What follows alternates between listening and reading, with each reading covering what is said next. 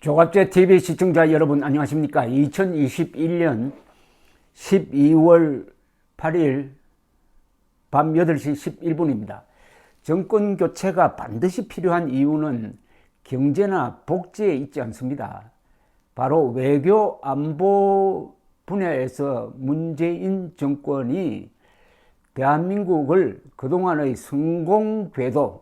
성공적 궤도에서 이탈시켜 가지고 친중, 그 다음에 북한에는 종북이죠.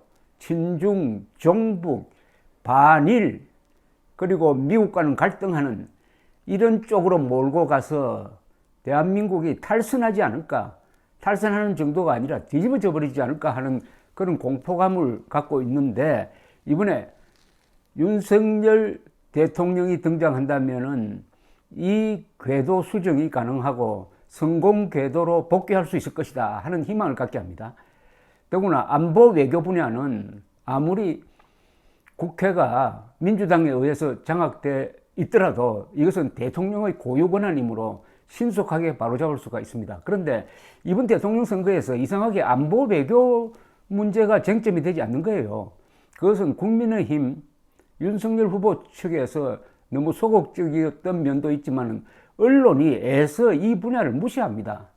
사실은 지난 11월 12일 외신기자 클럽에서 윤석열 대통령 후보가 아주 근사한 자신의 청사진을 발표를 했습니다. 저는 그걸 소개를 했는데 이걸 윤석열 독트린이라고 했습니다. 그런데 오늘 150명의 대사 출신들이 성명서를 발표를 했습니다.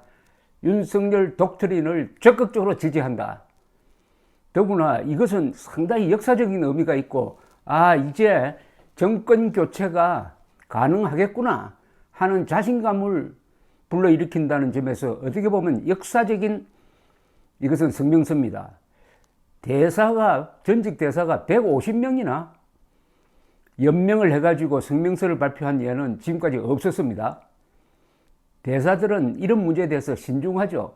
더구나 이게 현 정부의 정면으로 반대하는 노선인데 150명이나 서명을 했는데 거기는 뭐 우리나라의 외교를 대표하는 아주 유명한 분들이 많습니다. 제가 아는 이름만 해도 영국 대사, 그리고 이명박 정부 때 청와대 외교안보수석을 했던 천용욱, 이인호 전 러시아 대사, 이장춘 전 필리핀 대사, 싱가포르 대사, 이재춘 전 러시아 대사, 한철수 전 대만 대사, 김서구 전 통일부 차관, 박동순 전 이스라엘 대사, 유지호 전 예멘 대사, 김숙 대사, 이용준 대사, 이용준 이분은 북핵 전문가입니다. 조원일 전 베트남 대사, 정기옥 전 폴란드 대사, 뭐 등등 아주 기라성 같은 외교관들이 150명이 서명을 했는데 이 내용은 윤석열 독트린을 쭉 소개를 하면서 전폭적으로 지지한다는 겁니다. 그러니까 윤석열 독트린이 정말 잘된 문서인데 그동안에 언론이 애써 무시를 했다가 이제 외교관들이 이를 발굴을 했습니다. 이걸 읽어보면 좀 든든하게 느껴집니다. 외교 안보에서만 실패하지 않으면은 경제가 실패하더라도, 복지가 실패하더라도, 정치가 실패하더라도 대한민국은 다시 일어설 수가 있지만 외교 안보에서 실패하면 그것은 끝입니다. 국가 생존이 걸린 문제거든요. 더구나 대한민국에서 외교 안보는 핵무장한 북한 노동당 정권과 핵무장하지 않는 한국이 한미일 동맹을 가지고 상대하는 이런 살얼음판 같은 이런 구조인데, 문재인 정권이 완전히 시진핑, 김정은에게 놀아나가지고 대한민국을 위기에 빠뜨렸는데, 이 노선을 이재명이 이어받아가지고 한 스텝만 더 나가면은 그냥 나라로 떨어지게 돼 있습니다. 자, 이 역사적 문서를 제가 소개를 해드리겠습니다. 이 모임이 나라사랑 전직 외교관 모임입니다. 윤석열 후보의 외교 정책 구상을 환영한다. 국민의힘 윤석열 대통령 후보가 11월 12일 외신기자회견에서 발표한 외교정책 구상을 우리 전직 외교관 일동은 환영한다.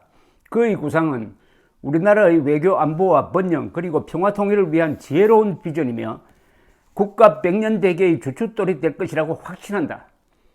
그 구상의 주요 내용과 이에 대한 우리의 입장은 다음과 같다. 아주 전폭적인 지지입니다. 세계는 신냉전 시대에 접어들어 자유민주주의 세력과 전체주의 세력이 두 편으로 갈라서서 이익과 이념을 놓고 경쟁하고 있다. 이러한 가운데 대한민국은 미래 도전에 선제적으로 대처하면서 한반도 평화를 지키고 번영을 일구어 자유민주통일시대를 열어야 하는 과제를 안고 있다. 주종관계로 전락한 남북한 관계를 정상화시켜야 한다는 점에 공감한다. 이거는 윤석열 닥터린에 나오는 중요한 용어입니다. 주종관계에서 벗어나야 한다. 그리고 중국과는 상호존중으로 가야 한다. 이런 키워드가 몇 개 있었습니다. 전직 외교관들의 성명서는 이어서 북한의 위협을 방치하고 우리 안보태세만 약화시켜온 남북관계를 바로잡고 물샐 틈 없이 촘촘한 한국형 미사일 방어망 체계를 구축하고 한미 확장 억제력을 확충해서 북한 위협을 무력화해야 한다. 북한 비핵화를 위한 국제공조를 주도하고 예측 가능한 로드맵을 제시하여 북한이 협상 테이블로 나오도록 유도해야 한다. 이거는 윤석열 닥터린에 들어있는 내용입니다. 한미 간 포괄적 동맹체제를 구축하고 글로벌 자유민주연대에 동참한다는 입장에도 우리 외교관들은 적극 동의한다. 이는 인도태평양 지역 평화와 번영을 위한 초석이 될 것이며 한국은 우방들과 긴밀한 정보 공유와 전략 공조를 펼침으로써 한반도와 동북아 평화를 공고히 할 것이다. 외교관 성명은 또 이렇게 이어집니다. 10월 28일 국방연구원이 발표한 연례 국민의식 조사 결과에 의하면 우리의 자유민주주의 체제와 안보를 위해 그리고 경제를 위해 응답자의 93%가 한미동맹을 강화해야 한다고 대답했다. 국제물류수송의 요충지인 남중국해에서 통행자유를 지키는 것이 중요하다고 보는 국민은 88.4%에 달했다. 또 88.3%가 미, 일, 인도, 호주의 안보협력체에 한국도 동참해야 한다고 보았다. 응답자의 74.9%는 한반도와 동북아의 안보를 위해 통일 후에도 주한미군이 계속 주둔해야 한다고 믿는다. 이걸 보면은 한국 사람들이 확실한 한미동맹, 더 나아가서 한미일 동맹을 지지하는 여론이 형성되어 있다는 겁니다. 그렇다면은 국민의힘 윤석열 후보는 자신있게 여기에 기초한 이 독트린을 공약화해가지고 선거운동에 활용을 해야 된다는 이야기 아니겠습니까? 다행히 외교관들이 이 중요성을 간파하고 이렇게 성명서를 발표한 겁니다. 이 성명서는 이어서 대한민국 외교는 자유민주주의와 인권을 기본 원리로 하고 국제법 교범에 기반을 두어 예측 가능한 외교관계를 유지하면서 우리 위상에 걸맞는 책임을 완수해야 한다고 믿는다. 북핵 문제는 남북한만의 문제가 아니라 핵 확산 금지 조약과 관련된 국제 문제이므로 때와 장소에 구애됨이 없이 남북한과 미국 3자의 상시 접촉을 통해 해결책을 모색하는 것이 바람직하다고 본다. 동시에 한미일 3국의 긴밀한 협력을 통해 북핵 문제 해결이 가능하다는 인식과 공감대를 전 세계에 확산시켜 나가야 할 것이다. 북한이 끝내 비핵화를 거부하고 도발을 계속한다면 정찰, 감시, 공조를 포함한 한미일 3국 간 안보 협력을 업그레이드해야 할 것이다. 쿼드 협력체와는 보건, 백신 분야뿐 아니라 기후변화 대응 및 첨단 기술 개발 등 다양한 분야에 걸쳐 공조를 확대하는 것이 바람직하다. 파이브 아이즈 5개국과의 정보자산 공유도 해야 한다고 본다. 문재인 정권이 대일 관계를 국내 정치에 이용해서 한일 외교 관계가 심각한 상태에 처하게 되었으나 개혁 간 협력은 오랜 기간 순조롭게 진행되어 왔다. 준기축통화, 즉 N화 보유국 일본과 금융 분야와 디지털 첨단 기술 분야에서 협력하는 것이 우리에게 이익이 된다. 반일 선동을 규탄하면서 한미일 공조 틀 속에서 한일 관계를 복원시켜야 된다는 이야기입니다. 가치와 이익을 공유하면서 신뢰를 바탕으로 한일 양국이 향후 50년간 추구할 협력을 위해 포괄적 해법을 찾을 것이라는 윤석열 후보의 입장에 공감한다. 그 과정에서 과거사 갈등의 치유와 미래지향적 협력을 강조한 1998년 김대중 오부치 선언을 개성해야 한다고 본다. 사드 추가 배치, 미사일 방어체제, 한미일 안보 협력을 배제한다는 소위 삼불 정책은 법적 효과도 없고 국가 간 약속도 아닌 문재인 정권의 그릇된 입장에 불과하다. 우리에게 제일 중요한 것은 북한 핵미사일로부터 안보를 지키는 것이고 사드 추가 배치의 판단은 우리 주권에 속하므로 안보 상황에 따라 결정하면 될 것이다. 미사일 방어 시스템 구축에 필수 불가결한 감시, 정찰 자산 공유를 위해 한미일이 협력하는 것 역시 주권적 결정이므로 제3국이 관여할 문제가 아니다. 이 제3국은 중국입니다. 중국에 대해서 비겁하게 문재인이 우리의 주권과 안보를 양보한 것을 규탄하면서 이걸 바로잡겠다고 한 겁니다. 이것 하나만 해도 정권 교체를 해야 할 충분한 이유가 됩니다. 5천만 명의 생명이 걸린 문제에 대해서 중국의 압박을 견디지 못하고 우리의 주권을 상납함으로써 대한민국 5천만 국민을 김정은의 핵미사일 위협에 벌거벗긴 채 맡겨놓고 있는 문재인 정권입니다. 나아가 아세안 국가와는 넓은 시장을 공유하고 자유무역과 인적 자본 교류를 촉진함으로써 함께 번영을 추구해야 한다. 정전 관리 중인 현 상황에서 북한의 핵미사일 위협이 존재하는 한 평화협정 체결은 무의미하다. 문재인 정권이 성급하게 추진하는 종전선언은 법적 구속력이 없는 정치적 선언이긴 하나 그 부작용이 크다.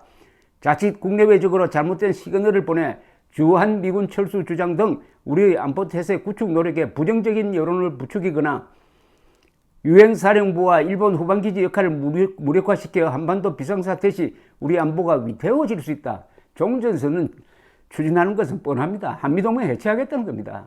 해체하는 문을 열겠다는 겁니다. 이건 반역입니다. 그걸 점잖게 지적한 겁니다.